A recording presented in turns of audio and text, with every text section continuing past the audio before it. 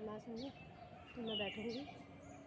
आप लोगों को स्ट्रेट बैठना है, अपनी बॉडी को एकदम सीधा करना है, अपने गर्दन को सीधे करके रखना है। अब आपको सबसे पहले हम थोड़ा सा अनुलोम विलोम और कपालभाति कर लेंगे।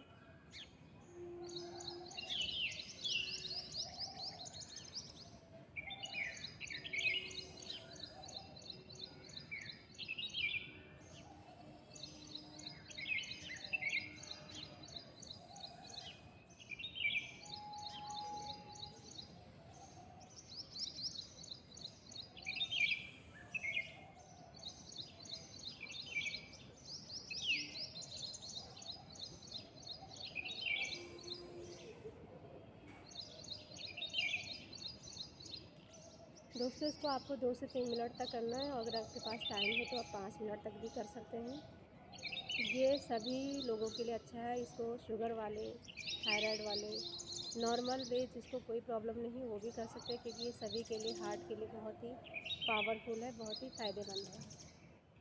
आप लोग जानते हैं कि सर्वाइकल क्यों होता है? सर्वाइकल आजकल आम लोगों में हर किसी में ही होता है, क्योंकि एक्चुअली ऐसा होता है कि हम लोग कंप्यूटर का वर्क और फ़ोन से ज़्यादा आजकल हम लोग ज़्यादा ही चिपकने लगे हैं, और हमारा जितना भी आजकल काम मिला, अधिकतर हमको वर्क फ्रॉम होम में भी हम लोग कंप्यूटर और मोबाइल का यूज़ करते हैं। तो अधिकतर हमारे सामने जो हम मोबाइल को देखते रहते हैं या उस पर वर्क करते हैं, उसकी वजह से हमें सर्वाइकल की दिक्कत होती रहती है, या फिर हमारे अन्य कोई भी काम झुकने वाली जिसकी वजह से, पढ़ाई कर रहे हैं कुछ भी, उसकी वजह से भी हमें सर्वाइकल की दिक्कत होने लगती है।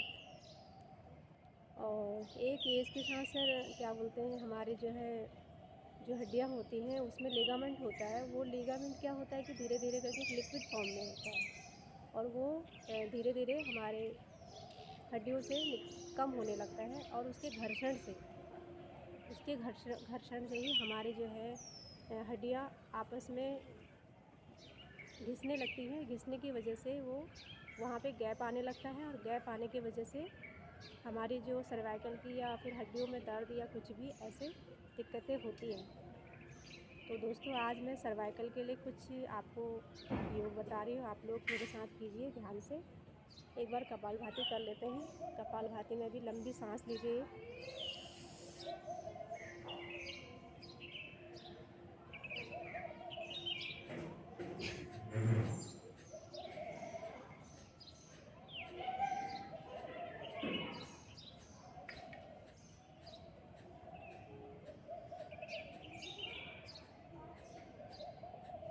एक बार में आप लोग 20 बार कर सकते हैं। उसके बाद एक लंबी सी ब्रीथिंग लीजिए, और उसको थोड़ी देर होल्ड करिए और फिर छोड़ दीजिए।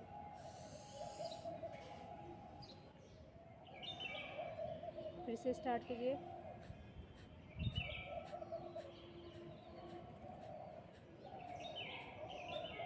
लंबी सांस लीजिए।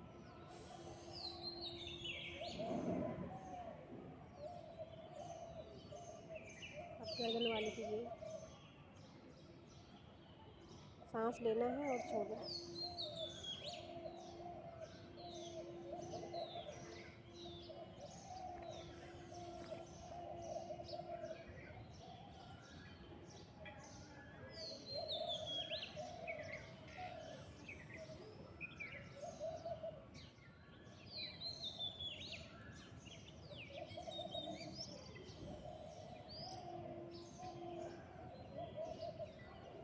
और योग करते समय जितना भी अपने सांसों पे आपका ध्यान होना चाहिए, और आपकी आँखें, जितना अपनी आँखों को बंद करके जितने भी हम योग मुद्रा करते हैं, जितने भी हम ध्यान आसन करते हैं, वो आँखें बंद करके ही करें।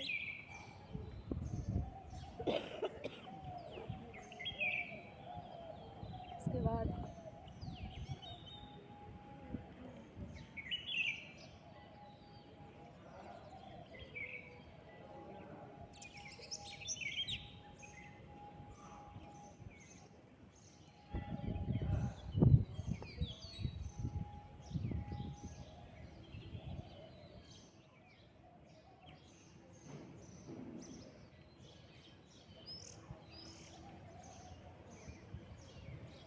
अपने गर्दन को घुमाना है, लेकिन इसको आपको इतनी स्मूथली घुमाना है कि आपको कोई दिक्कत ना हो। बहुत ज़ोर से नहीं घुमाना है।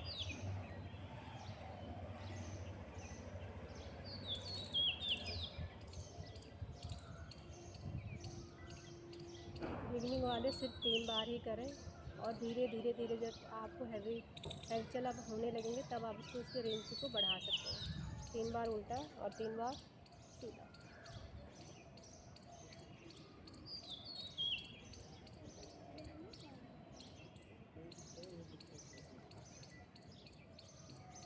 अब आपको आपके हैंड को एक को ऐसे टॉप में रखना है और अब आपको लंबी सी ब्रीदिंग करनी है।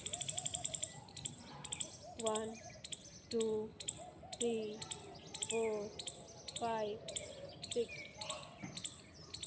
फिर से 1 2 3 4 5।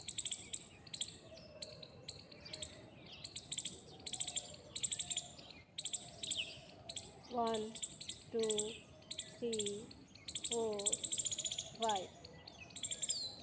फिर से 1 2 3 4 5।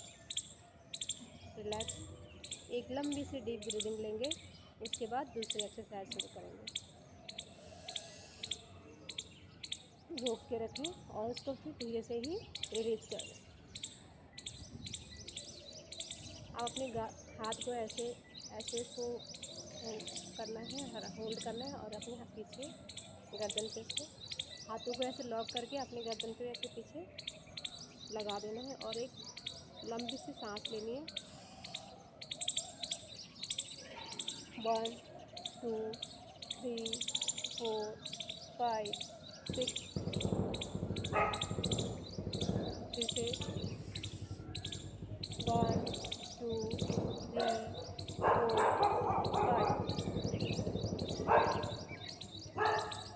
फिर से 1 2 3 4 5।